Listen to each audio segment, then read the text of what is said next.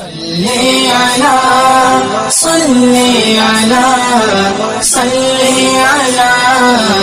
محمد. الحمد لله رب العالمين والصلاة والسلام على أشرف الأنبياء وسيد المرسلين وعلى آله وصحبه أجمعين ومن تبعهم بإحسان في كل زمان ومكان إلى يوم الدين. أما بعد، فقد قال الله تبارك وتعالى: والوزن يومئذ الحق فمن ثقلت موازينه فأولئك هم المفلحون ومن خفت موازينه فأولئك الذين خسروا أنفسهم بما كانوا بآياتنا يظلمون. صدق اللہ العظیم.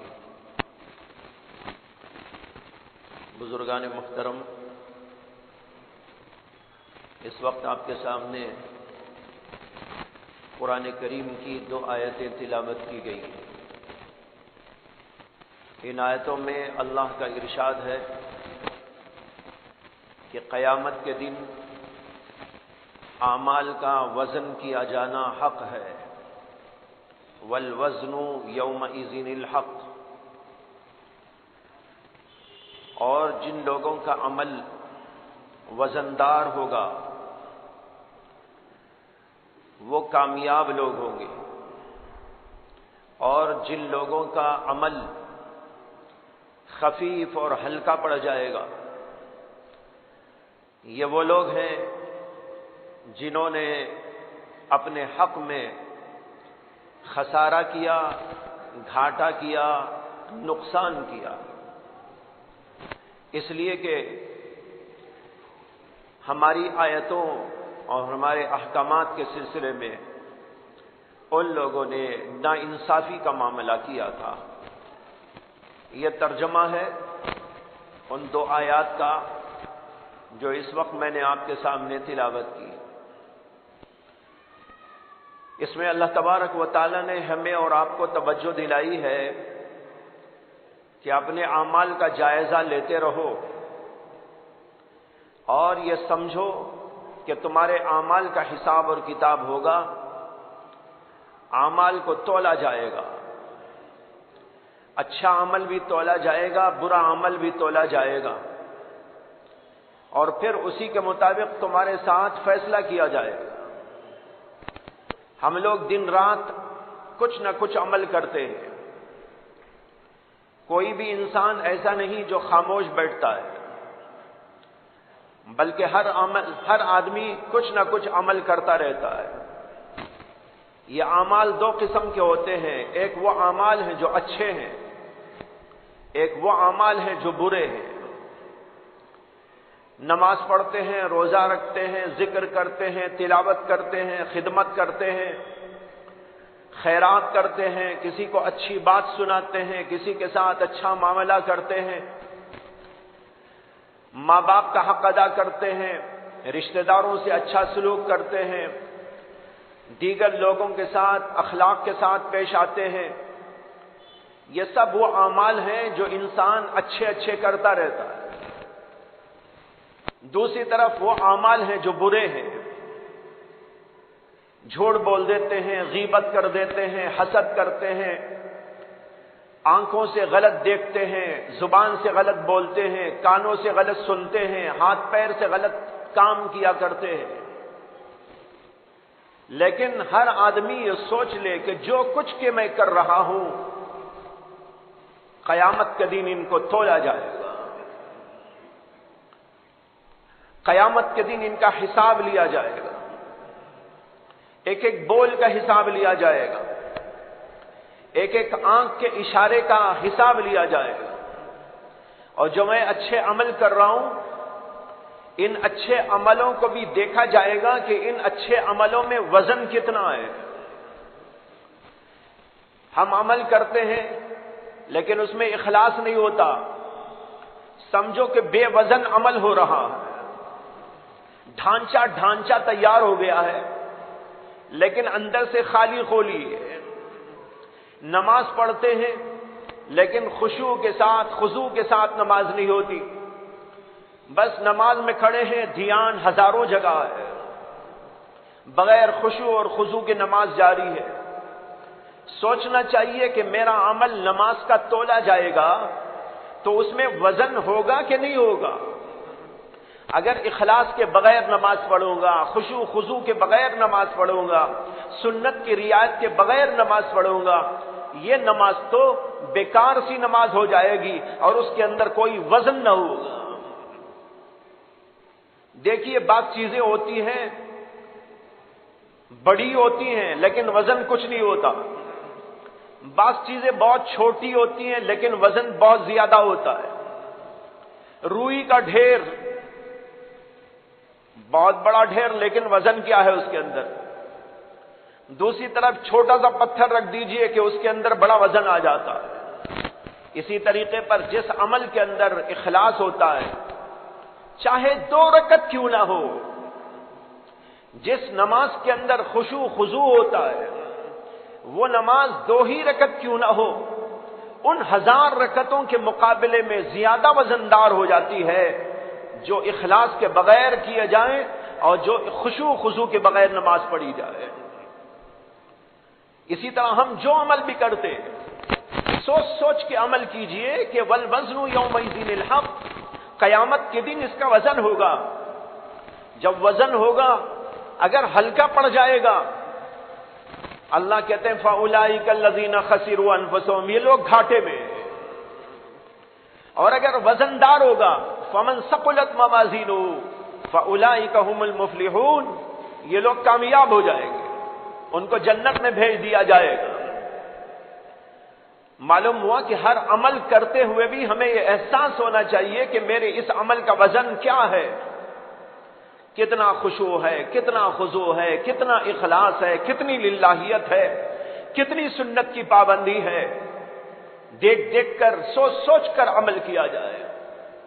تو ایک طرف برے اعمال کرتے ہوئے سوچ لے، جب یہ عمل تلے گا کیا بنے گا میرا، کیا ہوگا میرا؟ میری برائیوں کو ترازو میں رکھا جائے گا اور ایک طرف اچھائیوں کو رکھا جائے گا اور دونوں کو تولا جائے گا۔ جب دونوں کو تولا جائے گا، اگر نیکیوں کا پلڑا بھاری ہوگا تب تو کامیابی ہو جائے گی، اور اگر خدا نخواستہ میری برائیوں کا پلڑا جھک گیا تو پھر کیا ہوگا؟ قیامت کا دن وہ دن ہوگا جہاں پر ایک ایک نیکی کو آدمی ترسے گا۔ حدیث میں آتا ہے کہ ایک شخص ہوگا جس کے اعمال تولے جائیں گے۔ جب اعمال تولیں گے، ایک پلڑے کے اندر اس کی نیکیاں رکھی جائیں گی اور ایک پلڑے کے اندر اس کی برائیاں رکھی جائیں گی، اور دونوں پلڑے برابر برابر، نہ یہ جھکتا ہے نہ وہ جھکتا ہے۔ اگر ایک نیکی بھی اس کے پاس زیادہ ہو جائے تو نیکی کا پلڑا جھک جائے گا اور وہ کامیاب ہو جائے گا۔ اللہ تبارک و تعالیٰ فرمائیں گے کہ نیکی اور برائی دونوں برابر ہے تیری، اگر کہیں سے ایک نیکی لے کر آ جائے گا تو ہم اس نیکی کو نیکی کے پلڑے میں ڈال کر تجھ کو کامیاب کر دیں گے اور جنت میں بھیج دیں گے۔ حدیث میں ہے کہ وہ سوچے گا یہاں تو میرے سارے لوگ موجود ہیں، میری ماں موجود ہے، میرا باپ موجود ہے، میرے بھائی موجود ہیں۔ دنیا میں تو بسا اوقات ایسا ہوتا ہے کہ کوئی سامنے ہوتا ہے کوئی نہیں ہوتا، کسی کا باپ مر گیا، کسی کی ماں مر گئی، دنیا میں اب وہ ماں باپ سے ملنا چاہے تو نہیں مل سکتا۔ کسی کا بھائی مر چکا، وہ آج اپنے بھائی سے ملنا چاہے تو نہیں مل سکتا۔ لیکن قیامت کا میدان وہ میدان ہے جہاں پر پہلے انسان سے لے کر آخری انسان تک سب کے سب موجود ہوں گے۔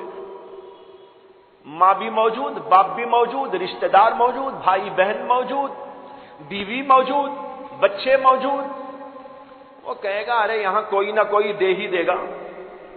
وہ جائے گا اپنی ماں کے پاس، اپنے باپ کے پاس، لیکن ماں اور باپ بھی وہاں پر کہہ دیں گے کہ بیٹا یہ جو کچھ محبت تھی دنیا میں ہم نے تیرے ساتھ میں کر دیا، تجھ کو بہت کھلایا، بہت پلایا، بہت پالا پوسا، بھوکے رکھ کر اپنے آپ کو تجھے کھلایا، فقر فاقہ برداشت کر کے تجھ کو اچھائی پہنچائی، لیکن یہ سب کچھ دنیا میں ہوتا رہا، یہاں تو خود ہمارے ایمان کے لالے پڑے ہوئے، ہماری جنت کیا ہوگی، ملے گی کہ نہ ملے گی، یہ لالا پڑا ہوا ہے، لالے میں پڑا ہوا ہے۔ اب کیا کریں؟ تجھے ہم نہیں دے سکتے، نہ ماں دینے کو تیار ہوگی، نہ باپ دینے کو تیار، نہ کوئی اور رشتہ دار، نہ بیوی، نہ بچے۔ وہ مایوس ہو کر واپس آ رہا ہوگا روتے روتے، راستے میں اسے ایک آدمی ملے گا اور پوچھے گا کہ میاں کیوں روتا ہے؟ وہ کہے گا میرا ایسا قصہ ہے کہ ایک نیکی کمی ہے، ایک نیکی کی کمی ہے، اس کی وجہ سے مجھے جنت میں جانے سے محروم ہونا پڑ رہا ہے، اور اس پورے میدان حشر کے اندر سب کے سب میرے جو لوگ جمع ہیں، لیکن کوئی نیکی دینے کو تیار نہیں۔ وہ کہے گا اچھا، تیرے پاس اتنی نیکیاں موجود ہیں، ایک نیکی کم، اور میرا حال تو یہ ہے کہ میرے پاس برائی ہی برائی ہے، صرف ایک نیکی۔ اتنی نیکیاں ہو کر تجھے جب جنت میں جانے سے محروم ہونا پڑ رہا ہے، تو میرے پاس تو ایک ہی نیکی ہے، سارے گناہ، تو میرا کیا ہوگا؟ وہ کہے گا دیکھ، مجھے دل یہ کہتا ہے کہ یہ نیکی بھی تجھ کو دے دوں، تو ہی جنت میں چلا جا، مجھے تو بہرحال وہ نیکی میرے پاس رہے کہ نہ رہے، جہنم میں بہرحال جانا ہے، اس لیے وہ نیکی اگر یہاں تجھے کچھ کام آتی ہے تو ہی لے لے۔ وہ اس کو دے دے گا، وہ وہاں سے خوش خوش اللہ کے دربار میں جائے گا، عرض کرے گا کہ اے بار الہ، نیکی مجھ کو مل گئی۔ اللہ فرمائیں گے جانتے ہوئے بھی، یہ نہیں کہ اللہ نہیں جانتے اور پوچھتے ہیں، جانتے ہوئے بھی اللہ پوچھیں گے، ارے وہ کون بے وقوف ہے جو تجھے میدان حشر کے اندر بھی ایک نیکی دینے کی جو ہے ایثار، ایک نیکی دے کر ایثار کر دیا؟ وہ کہے گا فلاں۔ اللہ کہیں گے کہ اس کو بھی بلاؤ، اس کو بھی بلایا جائے گا فرشتوں کے ذریعے، اس کی یہ نیکی اس کو دے کر اس کو تو جنت میں بھیجیں گے، اور اللہ اسے پوچھیں گے کہ تجھے کیا نیکی کی ضرورت نہ تھی کہ تو نے اس نیکی کو اس آدمی کو دے دیا؟ وہ کہے گا کہ اللہ نیکی کی ضرورت تو تھی، لیکن جب اس نے یہ کہا کہ میرے پاس اتنی نیکیاں ہیں، ایک نیکی کی کمی ہے، اور پھر بھی مجھے جنت میں جانے سے یہ چیز مانے بن رہی ہے، تو میں نے سوچا کہ میرے پاس ایک ہی نیکی ہے، وہ میں رکھوں کہ نہ رکھوں، جہنم میں جانا ضرور ہے، اس لیے میں نے کہا تو ہی جنت میں چلا جا۔ اللہ کہیں گے اس نیکی کے عطا کرنے پر اور سخاوت کرنے پر ہم تجھ کو بھی بخش دیں، اللہ اس کو بھی بخش دیں گے۔ لیکن بتانا یہ چاہتا ہوں کہ دیکھو نیکی کتنی قیمتی ہو جاتی ہے وہاں۔ آج ہم نیکیوں کو معمولی سمجھتے ہیں، سبحان اللہ کو معمولی سمجھتے ہیں، ذکر کو معمولی سمجھتے ہیں، نمازوں کو معمولی سمجھتے ہیں، خیر خیرات کو معمولی سمجھتے ہیں۔ یہ قیامت کے میدان میں جا کے کھلے گا کہ یہ نیکیاں کتنی قیمتی ہوتی، وہاں آدمی اس کو ترسے گا۔ حدیث میں آتا ہے کہ اللہ کے نبی علیہ الصلوۃ والسلام نے فرمایا جنتی جب جنت میں چلے جائیں گے تو جنتیوں کو کسی چیز کا افسوس نہ ہوگا، وہاں تو خوشی ہی خوشی ہوگی، کیا کمی ہے وہاں، ساری چیزیں موجود، لیکن جنتیوں کو وہاں بھی ایک بات کا افسوس ہوگا۔ کیا افسوس ہوگا؟ ارے فلاں موقع پر ہم نے جو تھوڑا سا وقت فلاں جگہ ہم کو فرصت کا ملا تھا، اس فرصت کے وقت میں ہم نے سبحان اللہ کیوں نہیں پڑھ لیا، ہم نے الحمدللہ کیوں نہیں کہہ لیا، ہم نے 2 رکعت نماز کیوں نہیں پڑھ لی، ہم نے تھوڑی سی تلاوت کیوں نہیں کر لی، وہ ہم کو فرصت کا وقت ملا تھا، اس میں ہم کر لیتے اور ہمارا درجہ بڑھ جاتا۔ دیکھو دنیا میں جس آدمی کو بھی جو ملا ہے، ہر آدمی کوشش کرتا ہے کہ اس سے اونچے مقام پر پہنچے۔ MLA ہو جاتا ہے، کوشش ہوتی ہے کہ میں اس سے بھی آگے کسی منصب پر پہنچ جاؤں، اور وہ پہنچ گیا چیف منسٹر بن کر، وہ پھر یہ سوچتا ہے کہ اس سے بھی آگے کچھ ہے تو وہاں پہنچ جاؤں۔ مالداروں کا حال یہ ہوتا ہے کہ اگر ان کے پاس 1 کروڑ ہے تو وہ سوچتے ہیں کہ ہم اس 1 کروڑ کے 2 بنا دیں، 2 ہیں تو سوچتے ہیں 3 بنا دیں، 10 ہیں تو سوچتے ہیں کہ 20 بنا دیں، 1 بلڈنگ بنائی تو اسی پر اکتفا نہیں، اس میں اور آگے بڑھنا چاہتے ہیں۔ لیکن بھائی دین کے کاموں میں ہمارا حال یہ ہے کہ بس جناب جتنا ہو رہا ہے بس ہے بس ہے بس ہے، لیکن جنت میں جانے کے بعد بھی انسان کو افسوس ہوگا، جنت میں جا کر بھی وہ سوچے گا میں اور زیادہ نیکی کر لیتا تو یہاں میرا کتنا اچھا مقام ہوتا۔ اس لیے دنیا کے اندر نیکیوں کو حقیر نہ سمجھے، معمولی نہ سمجھے، جب جب جو نیکی ممکن ہو کرتے رہے اور یہ سوچتے رہے کہ میرا حساب ہوگا اور ان اعمال کو تولا جائے گا، اور جب تولا جائے گا تو ان کے اندر وزن ہوگا کہ نہ ہوگا، یہ بڑے خوف کی چیز ہے۔ اور جب آدمی اس کو سوچے گا تو اپنے اعمال کو درست بنائے گا، مخلصانہ عبادت کرے گا، سنتوں کی رعایت کرے گا۔ بزرگوں نے کہا ہے کہ عمل کے اندر جان پڑتی ہے تو 2 چیزوں سے بڑھتی ہے، اس کو یاد رکھیں اور اس کی کوشش کریں۔ بزرگان دین کہتے ہیں کہ عمل کے اندر وزن جو آتا ہے وہ 2 چیزوں سے پیدا ہوتا ہے، ایک اخلاص سے پیدا ہوتا ہے۔ اگر ایک آدمی بڑی بڑی عبادتیں کرے لیکن اس کے اندر اخلاص نہ ہو، اس کے اندر کچھ وزن نہ ہوگا۔ حدیث کے اندر آتا ہے اللہ کے نبی علیہ السلام نے فرمایا قیامت کے میدان میں 3 آدمیوں کو اللہ کے دربار میں پیش کیا جائے گا، ایک بہت بڑے عالم کو، ایک بہت بڑے سخی داتا کو، اور ایک بہت بڑے مجاہد اعظم کو جس نے اپنی جان قربان کر دی اللہ کے لیے۔ ایسے 3 شخصوں کو پیش کیا جائے گا اور اللہ پوچھیں گے عالم دین سے کہ ہم نے تجھے بڑا علم دیا تھا، ہم نے تجھے بڑی عقل دی تھی، ہم نے تجھے بڑی بصیرت دی تھی، تو نے اس علم اور عقل اور بصیرت کا کیا استعمال کیا؟ وہ کہے گا کہ اللہ میں نے یہ کام کیا، میں نے وہ کام کیا، میں نے یہ تبلیغ کی، میں نے دعوت کا کام کیا، میں نے مدرسے کھولے، میں نے مدارس کا نظام قائم کیا، میں نے اللہ کے رسول صلی اللہ علیہ وسلم کی جو ہے باتوں کو نشر کیا، دنیا کے اندر پھیلایا، لوگوں کے قلوب کو گرمایا، لوگوں کو دین کی طرف مائل کیا، لوگوں کو جنت میں جانے کی تعلیم دی، یہ سب کے میرے کام ہے، میں نے کیا۔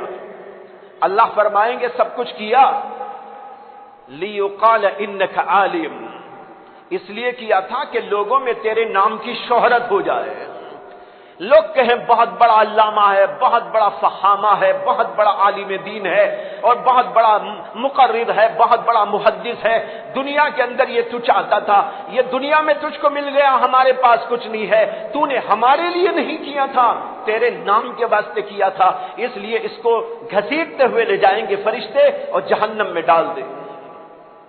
یہی حال ہوگا سخی داتا کا، وہ بھی کہے گا کہ میں نے مال سے، دولت سے یہ عظیم کام کیے، لیکن اللہ کہیں گے اس لیے کیا تھا کہ لوگ تجھے کہیں گے کہ بہت بڑا سخی ہے، بڑا داتا ہے، دنیا میں تجھ کو مل گیا، ہمارے ہاں کچھ نہیں۔ اسی طریقے پر شہید ہونے والے سے کہا جائے گا کہ تو نے جو کچھ اپنی پہلوانی سے، اپنے مجاہدانہ کارناموں سے، اپنی قوت سے، اپنی طاقت سے مقابلہ کر کر جو کچھ کیا اور شہید ہو گیا، یہ جو کچھ کیا وہ اس لیے کیا تھا کہ دنیا میں تیرا نام ہو جائے روشن، ہمارے لیے نہیں کیا تھا، اس لیے یہاں پر تیرا کوئی صبر نہیں۔ یہ حدیث ہے، اس سے اندازہ ہو سکتا ہے کہ اعمال کے اندر جان پڑتی ہے تو وہ جان اخلاص سے بڑھتی ہے، اعمال کے اندر قوت اور وزن پیدا ہوتا ہے تو وہ اخلاص کے ساتھ پیدا ہوتا ہے۔ اسی لیے اللہ کے نبی علیہ السلام نے فرمایا انما الاعمال بالنیات، اعمال کا دار و مدار نیتوں پر ہے۔ انما لامرئ ما نوى، آدمی کو وہی ملتا ہے جس کی وہ نیت کرتا ہے۔ من كانت ہجرته الى اللہ ورسولہ فہجرته الى اللہ ورسولہ، جس آدمی نے ہجرت کی اللہ کے لیے اور اللہ کے رسول کے لیے تو واقعی اس کی ہجرت اللہ کے لیے ہے، رسول کے لیے ہے، معتبر ہے۔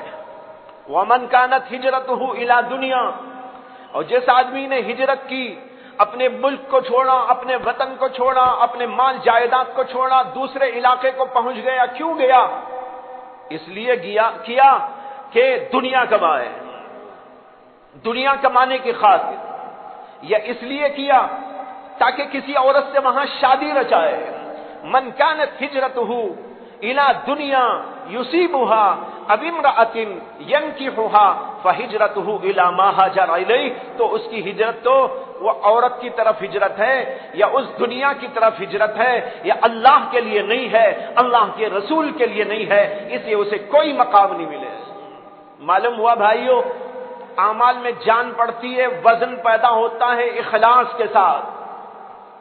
دوسری بات بزرگوں نے فرمائی کہ اعمال کے اندر جان اور اعمال کے اندر قوت و طاقت پیدا ہوتی ہے اتباع سنت سے. جو کام بھی کرو سنت. نماز کیسے پڑھیں، روزہ کیسے رکھیں، ذکر تلاوت کیسے کریں، اور دیگر عبادات کیسے کریں، بلکہ عام جو ہم کام کیا کرتے ہیں، کھانے کا ہو پینے کا ہو، اگر وہ بھی سنت کے مطابق ہوتا ہے تو اس میں بھی جان پڑ جاتی ہے. ایک آدمی لباس پہنتا ہے، کوئی اس کا فائدہ نہیں، دنیا میں ہے فائدہ، آخرت میں کوئی فائدہ نہیں. لیکن وہی کپڑے پہنتے ہوئے سنت کے طرز کو اپنا لے، سنت کے طریقے کو اپنا لے. اللہ کے رسول کپڑے کیسے پہنتے تھے؟ جب آپ اپنا اوپر والا کپڑا پہنتے، پہلے داہنی طرف کو پہنتے، داہنا ہاتھ اپنی داہنی آستین میں داخل کرتے، اس کے بعد بایاں ہاتھ بائیں آستین کے اندر داخل کرتے. اسی طریقے پر دائیں کا بائیں کا فرق رکھتے ہوئے اور بھی بہت سارے کام کیا کرتے تھے.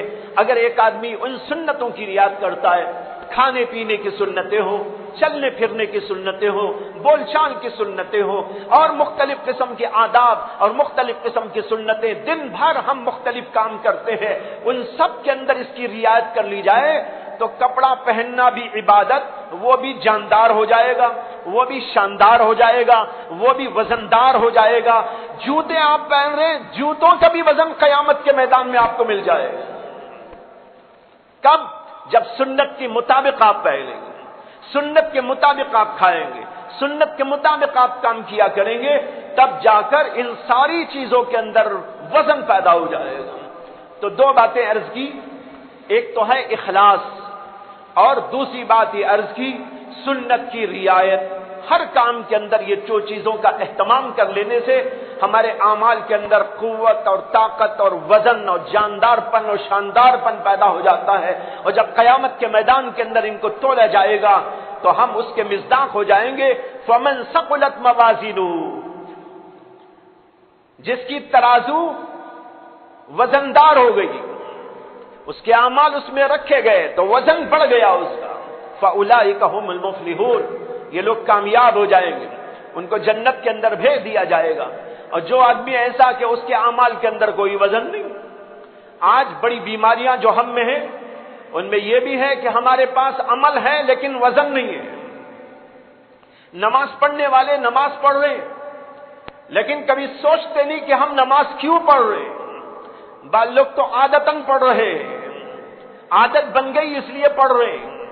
لیکن نماز پڑھنے سے پہلے سوچو میں کیوں پڑھ رہا ہوں، میں کس کے سامنے کھڑا ہوا ہوں، اور مجھے نماز کیسی پڑھنی ہے. اللہ کا دربار ہے، عظیم الشان دربار، اس دربار میں مجھ کو لا کے کھڑا کیا گیا ہے تو مجھے نماز کیسی پڑھنی چاہیے.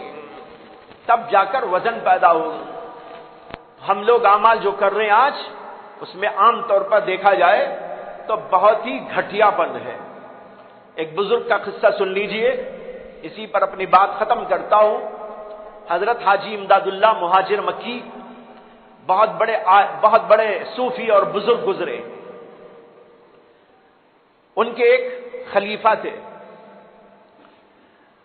انہوں نے ایک حدیث پاک پڑھی.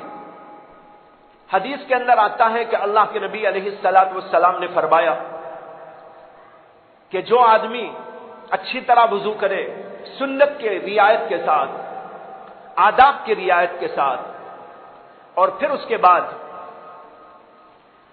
وہ 2 رکعت نماز اس طرح پڑھے کہ اس کے اندر کوئی وسوسہ اور کوئی خیال نہ آئے،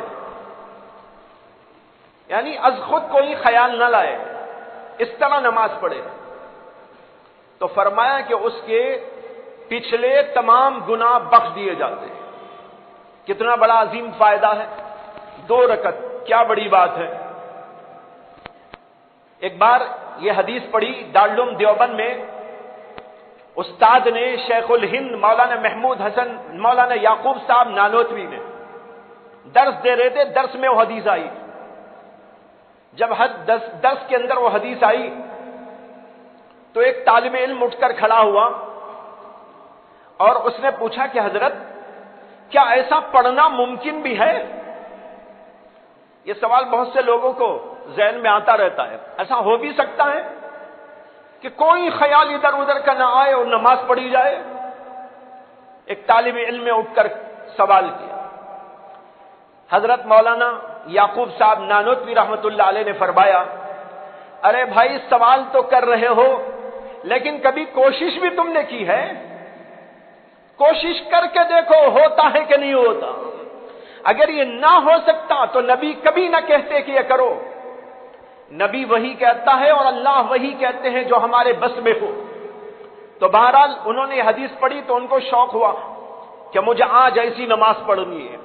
انہوں نے پہلے وضو کیا، اس کے بعد آ کر مصلی بچھایا، مصلی بچھا کے کھڑے ہوئے اور انہوں نے سوچا کہ خیال ادھر ادھر نہ جانے کے لیے بہترین تدبیر یہ ہے کہ آنکھیں بند کر لوں۔ چنانچہ آنکھیں بند کر کے انہوں نے نماز پڑھی، خیال نہیں آیا ادھر ادھر کا، نماز ہو گئی پوری۔ وہ بڑے صاحب کشف و کرامت بزرگ تھے، ان کا نام تھا مولانا محب اللہ رحمت اللہ علیہ، جو حاجی امداد اللہ مہاجر مکی کے خلیفہ تھے۔ تو انہوں نے یہ حدیث پڑھنے کے بعد عمل کیا اور کوئی خیال وسوسہ نہیں آیا۔ اس کے بعد انہوں نے سوچا ذرا بیٹھ کر میں دیکھوں کہ میری نماز کا اللہ کے ہاں کیا مقام ہے۔ مراقبہ کیا تو ان کو مراقبے میں ایک حور دکھائی گئی اور ان سے کہا گیا کہ یہ حور تمہاری نماز کی شکل ہے، جو نماز تم نے پڑھی نا اسی نماز کو ہم نے یہ حور کی شکل دے دی۔ اب وہ حور کو دیکھنے لگے، انتہائی خوبصورت اور حسین، لیکن عجیب بات یہ ہے کہ آنکھیں نہیں ہیں، اندھی۔ تو گھبرا گئے، مراقبے سے اٹھا، اٹھنے کے بعد سوچنے لگے کہ آخر کیا خرابی ہو گئی میری نماز میں۔ حاجی صاحب کے بعد بھاگتے ہوئے گئے، جا کر کہنے لگے حضرت آج ایسا ایسا قصہ پیش آیا، آپ بتائیے کہ میری نماز میں آخر کیا قصور، کیا فتور، کیا خرابی، کیا کمی پیدا ہو گئی۔ حاجی صاحب نے پوچھا کیسے نماز پڑھی تھی؟ انہوں نے کہا ایسے ایسے پڑھی، آنکھیں بند کر کے پڑھی تاکہ کوئی وسوسہ خیال نہ آئے۔ حضرت نے کہا سارا مسئلہ حل ہو گیا، بات یہ ہے کہ اللہ کے رسول کی سنت یہ نہیں ہے کہ آنکھیں بند کر کے نماز پڑھو، آنکھیں بند کر کے نماز پڑھنا سنت رسول کے خلاف ہے۔ ایک سنت تم نے چھوڑ دی تو تمہاری حور کی آنکھیں غائب ہو گئی۔ اب ذرا ہم بھی سوچیں کہ ہماری حوروں کا کیا حال ہوگا۔ لنگڑی، لنجی، لنگڑی، اندھی، بہری، گونگی، ایسی حور کو لے کر کیا کرو گے؟ اگر اچھی حور چاہیے تو بھائی اچھی نماز پڑھیے، خشوع کے ساتھ پڑھیے، خضوع کے ساتھ پڑھیے، اخلاص کے ساتھ میں پڑھیے، بہت ہی اہتمام کے ساتھ میں پڑھیے، تب جا کر اس کے اندر وزن پیدا ہوگا۔ اللہ سے دعا ہے کہ اللہ تبارک و تعالی ہمیں اور آپ کو اچھے اعمال کرنے کی توفیق عطا فرمائے، تمام برائیوں سے اللہ ہم کو بچائے اور ہمارے اعمال کو شاندار اور جاندار اور رزندار بنا دے۔ وآخر دعوانا الحمدللہ رب العالمین۔